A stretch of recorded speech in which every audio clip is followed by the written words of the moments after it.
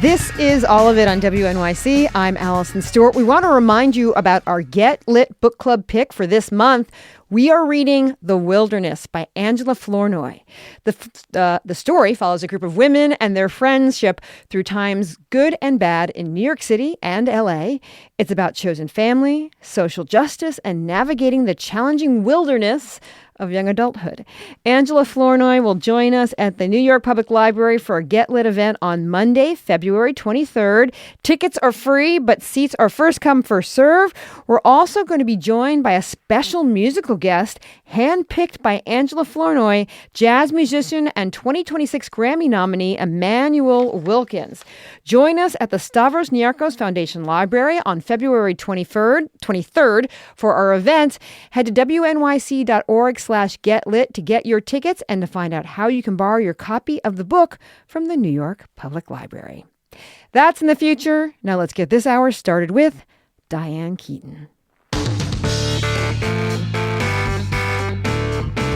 There are many ways to remember the actor Diane Keaton. Her talent, her charm, her style, her la-di-da-ness.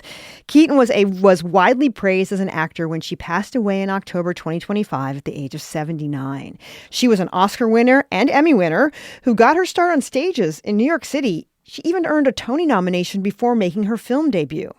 Starting this Friday and running through February 19th, Film at Lincoln Center will celebrate Keaton's career with the series Looking for Ms. Keaton, featuring the Godfather films, Annie Hall, and much more of her performances. Film at Lincoln Center programmer Maddie Whittle is with me in studio to preview this series. Hi, Maddie. Hi, it's great to be here. Listeners, we want to hear from you. Call and tell us about your favorite Diane Keaton performance on screen, or maybe you even saw her on stage early in her career.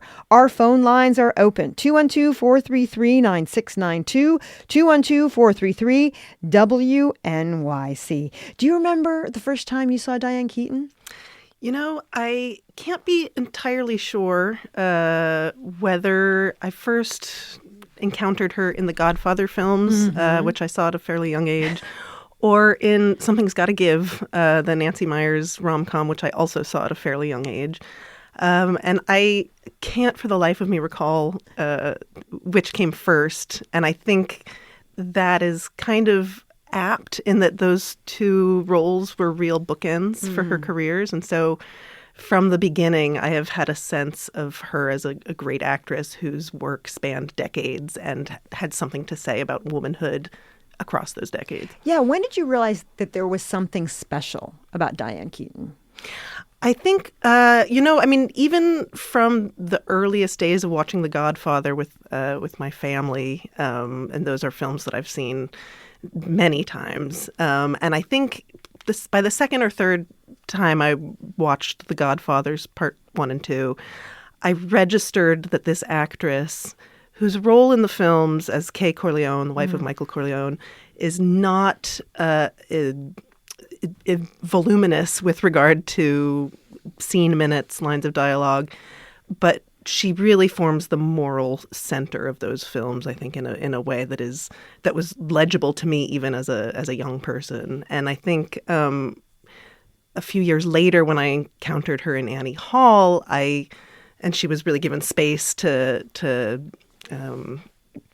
be the center of attention in that film, and I realized, oh, the reason that she is such a powerful presence as Kay Corleone is that her performances are imbued with this complexity, even on a small scale. And when you see her in Annie Hall, and she really just steals every frame that she appears in with this presence that she has, this sense of humor, this vitality, this sort of specificity and idiosyncratic personality that she really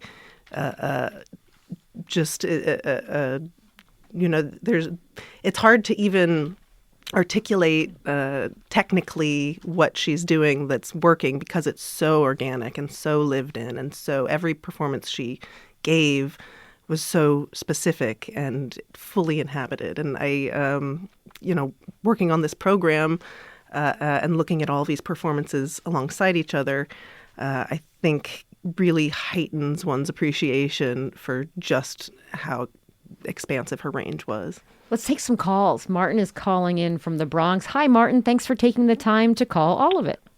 Sure, Allison. I listen every day. I've spoken to you before. You're so nice, and the program is great. I just wanted to mention how kind a person she was, or at least to me. About 25 years ago, I was walking around Central Park with a camera, and I spotted her, and I asked if she would mind me taking her photograph, and she said, no, not at all. And she stopped and waited for me to adjust my camera, take a couple of pictures. She didn't care. She was so kind. And then, coincidentally, I bump into her 10 years ago or 12, whatever, when the new Whitney Museum opened up. We were there opening day, I think it was. I spotted her, and I reminded her of our encounter, and I said, do you mind if I take your picture again now, 15 years later or 10 years later? Not at all. And she stopped for a couple of minutes to let me photograph her. How kind is that? That is unbelievably kind. Thank you so much for calling. I like people sharing those kind of stories. That's incredible. Let's talk to Peter in Manhattan. Hi, Peter. Thank you so much for making the time to call all of it. Oh, certainly. Well, her death has struck such an amazing chord in so many people. But this morning when Brian Lehrer on his show referred to her as the late Diane Keaton, that's the sort of thing that stops you in your tracks. Yeah. Because she embodied such a sense of the moment and of being alive, and that over a 50-year career inhabited that. And that is the thing that struck you. I think online people have been delving into her YouTube clips and seeing her on talk shows, and just knowing that she existed during a very specific period of time, but then transcended that time, is extraordinarily important. And on the AFI tribute, Meryl Streep referred to the fact that you've given us so much pleasure. And I think that is the highest compliment you can pay to any public figure, especially an actress with her extreme artistry. I mean, to be able to do Baby Boom and then do Shoot the Moon is a range that you cannot pinpoint, and you cannot catch on to it. And you cannot understand, as Maddie just mentioned, what her technique was, because she was able to have that personality, but then delve into a character and have that fine line exist continuously. And that's not going to be forgotten. Thank you so much for calling in. Yeah, Maddie, the New York Times obituary described Diane Keaton as, quote, vibrant, sometimes unconventional, always charmingly self-deprecating, as we just heard from those two callers. What perspective did you gain by looking at these films for this series? I think we, those of us who work in film, who program retrospectives like this, often focus on directors and screenwriters as auteurs of the films that they're making. And I think one of the gifts of working on an actor retrospective is that you see a different kind of authorship emerge. You see somebody who worked with a vast range of directors over the course of her 5+ decade career, all of whom had something to say, all of whom had a particular sensibility. She collaborated, of course, with Woody Allen 8 times. She was in the 3 Godfather films with Francis Ford Coppola. She had recurring collaborations with Nancy Meyers over the years, both as a screenwriter and a director. And through it all, Diane Keaton told a story. She told a coherent story with the roles that she chose and the way in which she inhabited them, the life that she breathed into these women who she was playing on screen.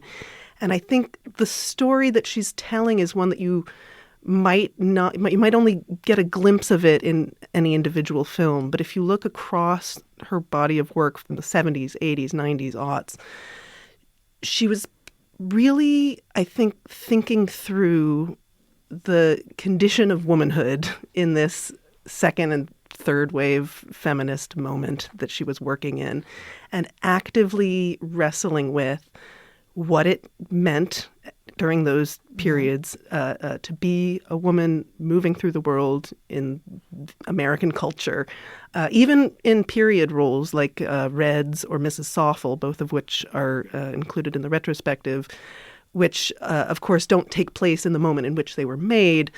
But I think she really brought a sense of urgency to those roles and a sense of the now and of the state of women in the 70s and 80s, looking back on the state of women in these earlier periods. And I looking at all of her films in conversation, you really do get a sense of how she perceived her own status as a woman in, during this moment of social change and cultural change. We're talking about a retrospective of the late Diane Keaton's work that's being produced by At Lincoln Center. The series is called Looking for Ms. Keaton. It runs from February 13th through February 19th. I'm speaking with programmer Maggie Whittle. We'd like your take on this. Please tell us your favorite Diane Keaton performance on screen, or maybe you ever saw her on stage earlier in career, or maybe you had an encounter like our guest Martin did. Our number is 212-433-9692, 212-433-WNYC. Let's talk to Stephanie from Fairfield, Connecticut. Hi, Stephanie. You're on the air. Hi, Alison. Can you hear me? Sure, I hear you great. Great. Terrific. Thanks so much.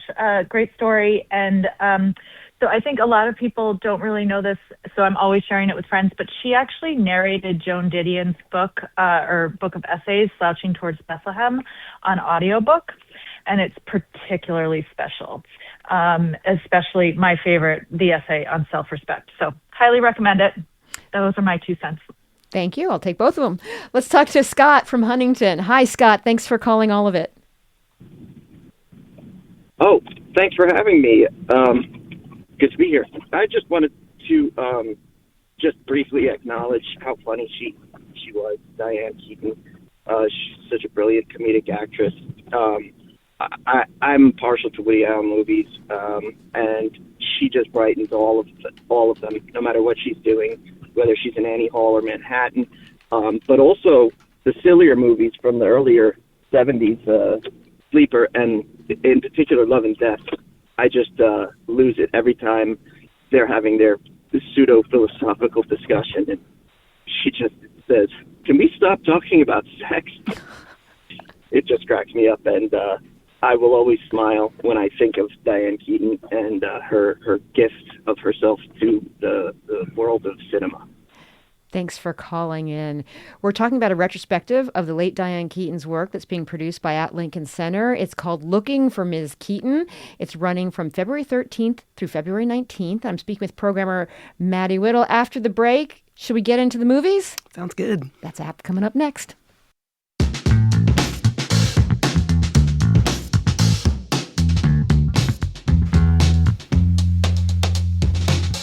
This is All of It on WNYC. I'm Allison Stewart. We're talking about a retrospective of the late Diane Keaton's work that's being produced by Film at Lincoln Center. The series is called Looking for Ms. Keaton. It runs from February 13th through February 19th. I'm speaking with programmer Maddie Whittle. All right, we said we were going to get into some films. We're going to talk about Looking for Mr. Goodbar. We got a text about that. Remind people what this movie's about. So Looking for Mr. Goodbar, directed by Richard Brooks from 1977. It was adapted from a novel, which was itself kind of a fictionalized telling of a true crime incident about a school teacher, a New York school teacher who was murdered. And the film, as with the book, traces this woman's sort of process of self-discovery, of sort of striving to find connection in a world in which, she had sort of a by day very conventional life as a school teacher teaching deaf children, coming from a Catholic family, and by night she was in the habit of perusing singles bars in the city and connecting with men there that she would have trysts with. And the film follows Teresa, Keaton's character, through a sequence of encounters that she happens upon in this world, and for it, I don't want to spoil the ending, but it's quite dark ultimately. The sort of message of the film, to the extent that it has a message, it is really very pessimistic. I would say about sort of what kind of liberation the women's lib movement actually offered with regard to women's sexuality, women's sexual autonomy, pursuit of pleasure, pursuit of articulating their own desires. And Keaton's performance, I think this is perhaps my favorite Keaton performance because it's incredibly layered, and the character of Teresa is in many ways kind of an enigma, kind of a contradictory set of qualities. And yet she coheres through Keaton's performance. She really vividly comes out of the screen as a woman that you can imagine even, 50 years later, navigating sort of similar or analogous quandaries and conundrums about being an independent woman moving through the world. I went back and looked at a review from 1977, which can be treacherous. Yes. But Roger Ebert said that Looking for Mr. Goodbar is very much worth seeing, particularly for the Diane Keaton performance. Let's listen to a clip from Looking for Mr. Goodbar. This is featuring Diane Keaton and Richard Gere. That's right. So, I need a pad till I can get something going. Not here. What, 4 or 5 days? Even you've got a mother. She said no. Go set the world on fire. What, a couple lousy dollars? Come on. Find a smaller world. Hey, relax. Come on. It's Tony boy talking. Remember? You're still my girl. Mine, right? Damn. Get this into one of your 2 heads. The only one that can think. I am my own girl. I belong to me. Now get out of here. Leave. Go. Go. I don't believe it. Believe it. He's throwing me out. Yes. We've gotten a couple different texts that basically say the same thing. So I'm going to read one of them. It says, you can sum up Diane Keaton's range by noting Annie Hall and Looking for Mr. Goodbar came out the same year. What do we see Keaton doing differently in each of those films? Sort of simplistically, you could start with the fact that one is a comedy and one is very much a drama. And specifically, one is a Woody Allen comedy, which is in a very different register than, say, the Nancy Meyers comedies that she would do later in her career. And I think if you look at her 2 1977 performances together, you really see an artist sort of wrestling with the possibilities of comedy and drama and the ways in which you can sort of arrive at insight into a particular woman's circumstances and her experience of them via comedy, in the case of Annie Hall, or via this very sort of ripped from the headlines, dark, sordid, dramatic context of Looking for Mr. Goodbar. And she really was at home in both registers. And I think part of what makes both performances brilliant is that she, in a comedic role, she was not afraid to be vulnerable, and not only in sort of a comically self-deprecating way, but also in sort of the inherent awkwardness of being aware of one's own flaws and maybe the sort of self-perpetuating obstacles that creates when you're sort of in your head and perhaps off kilter with your surroundings in some way. And similarly, in Looking for Mr. Goodbar, I think she could be vulnerable while also not being, not inhabiting the position of a victim or of a sort of passive participant in events happening to her. Both films, I think, are very much about women who wanted to define their own fates and took measures to do so. And, whether it's in the Woody Allen sort of laughing at life and laughing at our foibles, or in the Richard Brooks sort of excavating or trying to excavate layers to a person, she could do it all. We're talking about a retrospective of the late Diane Keaton's work that's being produced by Film at Lincoln Center.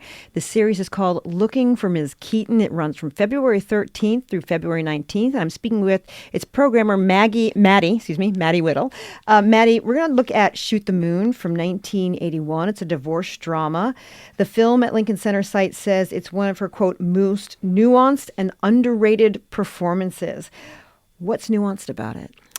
So in Shoot the Moon, which is directed by Alan Parker, Keaton plays the wife of Albert Finney, who is a really magisterial, imposing presence throughout the film, who just sort of enters a room and just casts chaos around him. And Diane Keaton, as his wife and mother of his 4 daughters, is coming to terms with the fact that her marriage is ending, that her husband has found another woman that he has fallen in love with, and that there is no coming back from this rupture, that the family is about to be split into.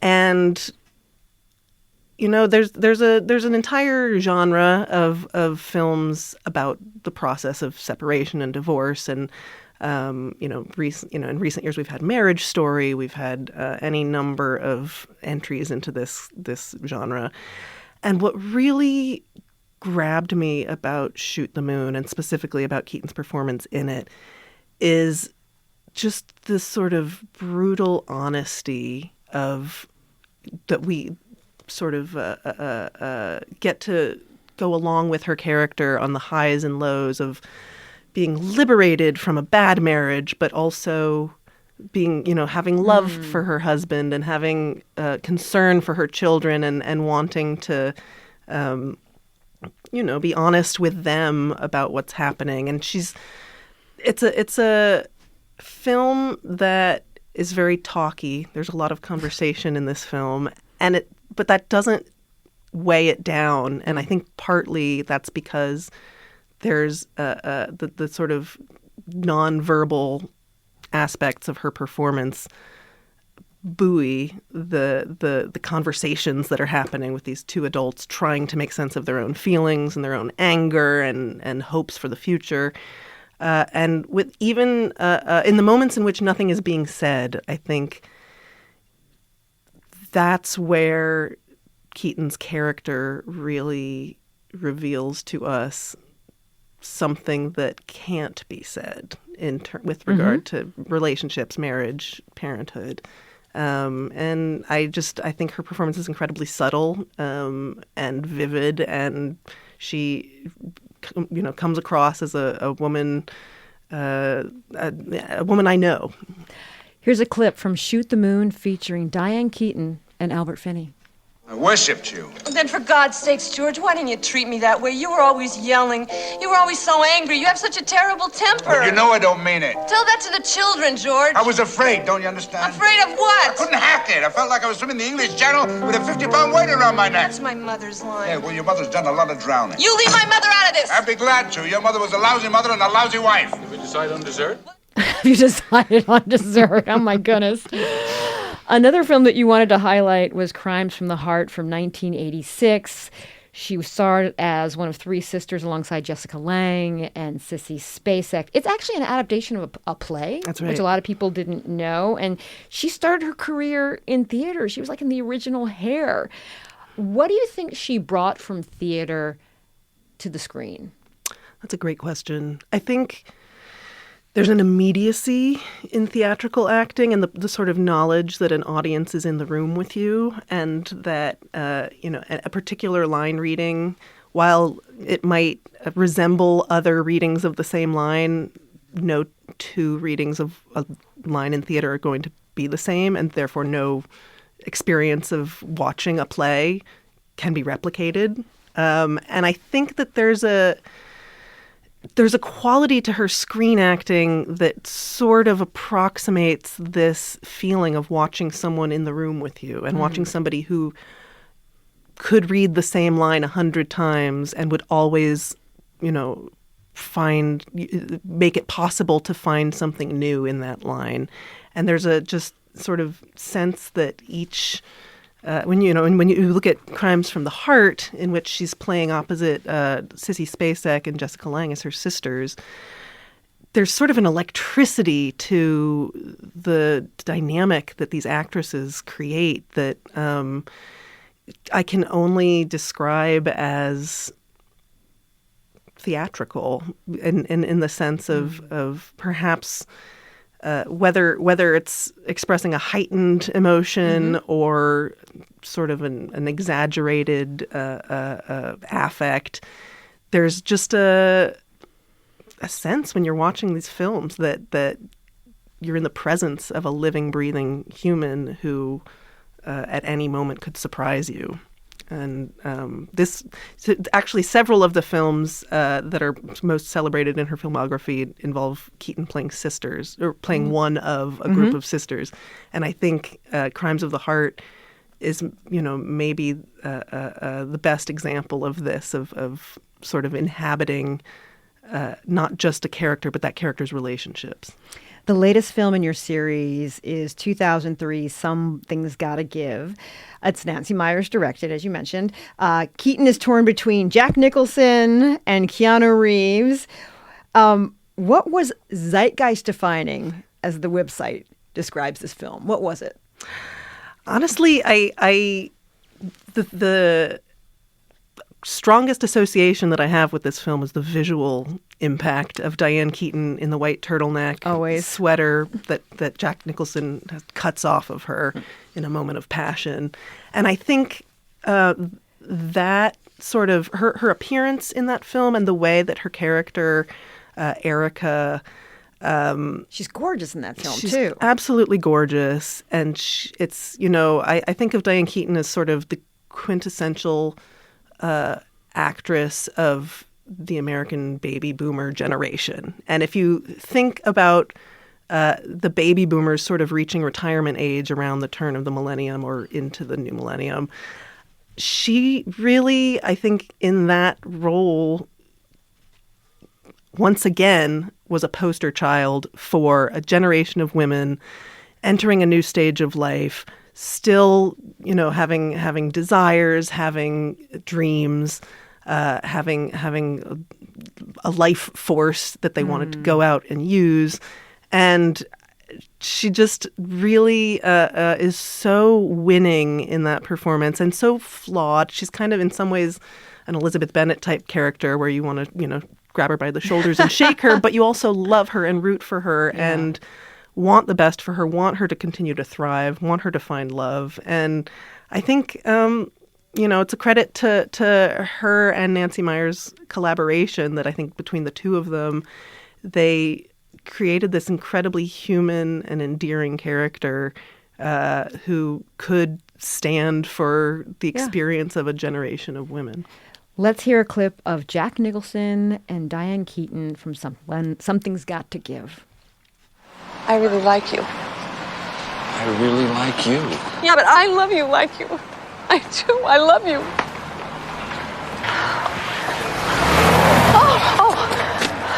I think that we should consider maybe we're getting a little ahead of ourselves. Do you? Yeah. I'm like the dumb girl who doesn't get it. I've never been the dumb girl before. It ain't so great. Let's just calm down. I had these plans before I even met you. Okay. I do like seeing you. I do. Yeah. And I'm always surprised by it. Surprised by it? What was I thinking? I have never lied to you. I have always told you some version of the truth. The truth doesn't have versions, okay? As we wrap up, what is your favorite Diane Keaton performance, Maddie? I was going to ask. I often answer looking for Mr. Goodbar, but I think in this conversation, let's say shoot the moon, because I think that, as I've been thinking about that performance in particular, I think there's a real magic to the character that she creates. The series is called Looking for Ms. Keaton. It is being produced by Film at Lincoln Center. It runs through February 13th to February 19th. Thanks to programmer Maddie Whittle. Thanks for coming to the studio. Thank you so much.